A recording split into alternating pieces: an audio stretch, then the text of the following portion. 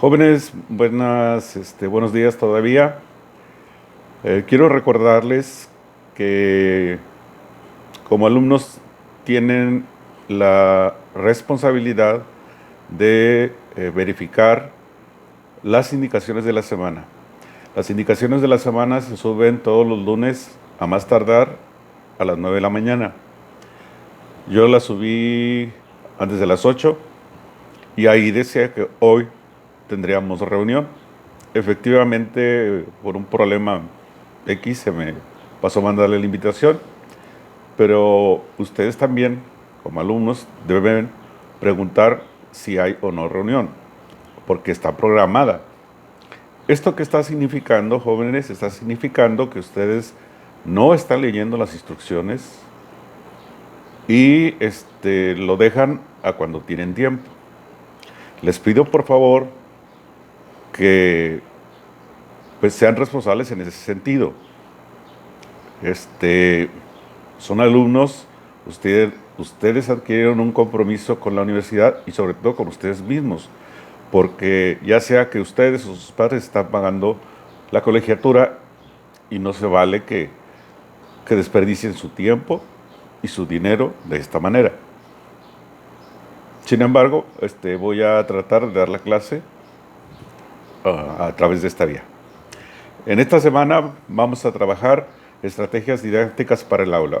Ustedes recuerdan que una estrategia es un procedimiento para favorecer el aprendizaje y la enseñanza de cualquier contenido. Obviamente, las estrategias didácticas tienen la característica de ser procedimientos prácticos. Es decir, se busca a través de la estrategia realizar una serie de actividades por parte del maestro y por parte del alumno para desarrollar el aprendizaje. ¿Sí? También el alumno puede desarrollar estrategias para aprender. Las estrategias es cómo el alumno se organiza y cómo le hace para que con la presencia, con la ayuda del maestro o sin la presencia o sin la ayuda del maestro, el alumno pueda aprender. Esa es una estrategia de aprendizaje. ¿Sí? En el caso de las ciencias sociales, pues hay diferentes tipos de estrategias. Están las memorísticas, que básicamente es cuando el docente da la clase, etcétera, etcétera, o cuando el maestro te pide que repases, que, por ejemplo, subrayes o que copies un texto. Esas son básicamente memorísticas. También existen estrategias que son de repaso, es decir, por ejemplo, que tú vayas haciendo un glosario, que vayas tomando apuntes o que hagas un resumen. También hay estrategias, por ejemplo, ya más complejas que son de organización, que es cuando el maestro te pide que hagas un mapa conceptual o bien que hagas redes, flujos, diagramas de Venn, cuadros de doble entrada, como el que yo les pedí, etcétera. Es decir, diferentes tipos de estrategia para que el alumno vaya organizando el contenido que tiene que aprender. También existen estrategias de recuperación, que básicamente es cuando ustedes buscan información o bien a partir de ciertos datos que el maestro te proporciona, tú vas haciendo ese tipo de investigación. Existen otras, como por ejemplo cuando ustedes tienen que elaborar un proyecto. Esas son de construcción, van a elaborar un proyecto, van a elaborar un material didáctico, etc. Entonces ustedes tienen que construir. Entonces es importante que siempre se vaya a planear la estrategia. La estrategia no puede surgir así por una ocurrencia, tiene que estar planeada. Es decir, a mí me debe quedar claro qué es lo que quiero que los alumnos aprendan. ¿Quiero que aprendan contenidos o quiero que aprendan habilidades, actitudes? ¿Qué es lo que quiero que aprendan?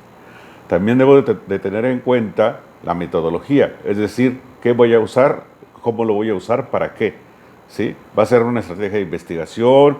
¿Va a ser por partes? ¿Va a ser un conjunto de cosas? ¿Cuántas partes? ¿Cómo va a ser? Etcétera. ¿Y cuándo lo voy a llevar a cabo? Y obviamente viene la implementación, cuando ustedes ya ponen a trabajar a los alumnos haciendo las actividades que se requieren. Y algo muy importante es cómo voy a evaluar que los alumnos hayan aprendido a través de la estrategia. Por otro lado, también me tengo que autoevaluar como docente si la estrategia que yo estoy utilizando es la adecuada, si funciona para el tipo de alumnos, si son de primaria, son de secundaria, son de bachillerato, son de universidad. ¿Sí? Entonces, recuerden que las estrategias tienen como propósito el logro del aprendizaje. ¿Sí? Entonces, la estrategia se tiene que ir ajustando. Una estrategia no es nada más que lo voy a poner así y ya. No, se tiene que ir ajustando, se tiene que ir cambiando sin olvidar el propósito de la misma. Yo tengo que evaluar a los estudiantes y reflexionar acerca de cómo es que los alumnos fueron o van aprendiendo, si está funcionando la estrategia, etcétera, etcétera.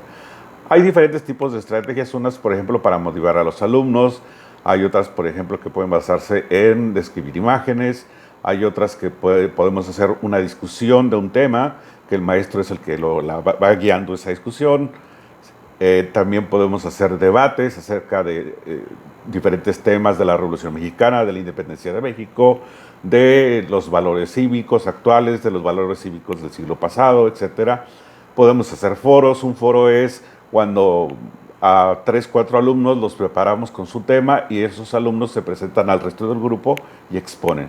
O bien trabajamos con grupos pequeños y a cada grupo le damos su tema a discutir. ¿Sí? También podemos hacer, por ejemplo, organizadores de texto, por equipo, etcétera, etcétera, y que vayan construyendo a partir de ciertos datos todo un tema. También podemos trabajar con los alumnos los problemas, ¿no? Problemas de la pobreza, la explotación infantil, la falta de servicios como el agua potable, etcétera, etcétera. También podemos usar en ciencias sociales la representación, o sea, que los alumnos dramaticen un periodo de una época de la historia o un problema social, etcétera. Entonces es cuando el alumno asume el rol de una situación determinada. O también le podemos pedir que elabore un producto, ¿no? Que elabore una maqueta y le exponga, le explique, etcétera. Que elabore, por ejemplo, el relieve de submarino, etcétera, y haga lo mismo.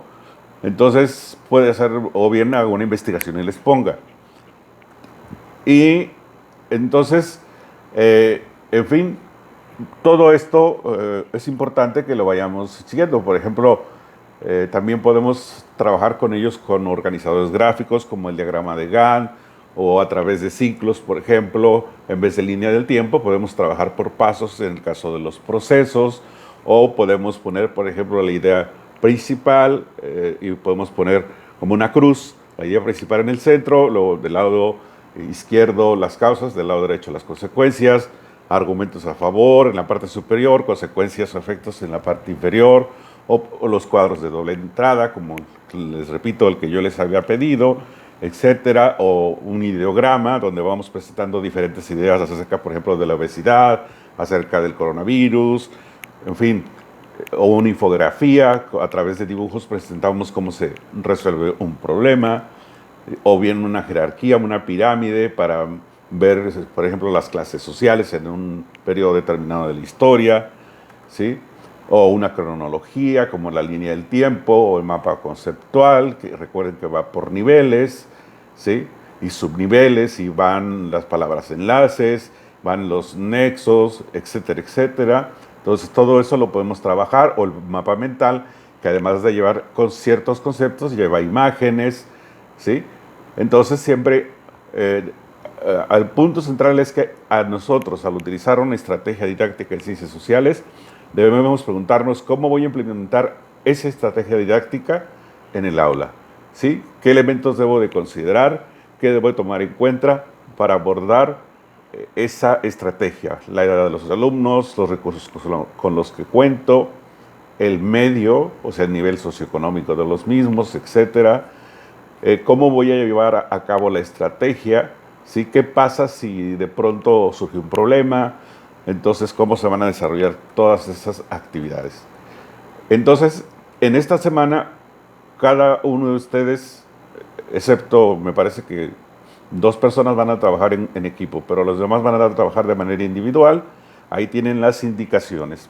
Por favor, les pido que revisen esa información. Espero que el jueves estén presentes. Gracias.